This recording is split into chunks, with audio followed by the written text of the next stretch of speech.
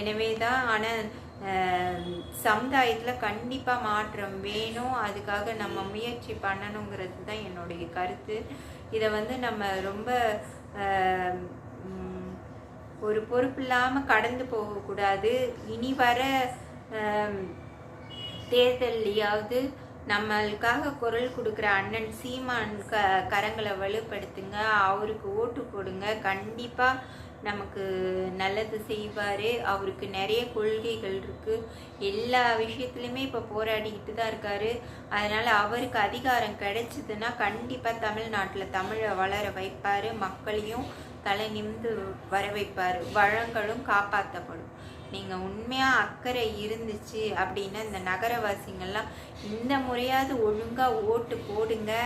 அதுவும் நாம் தமிழர் கட்சிக்கு போடுங்கன்றது தான் என்னுடைய கருத்து. நன்றி, வணக்கம்.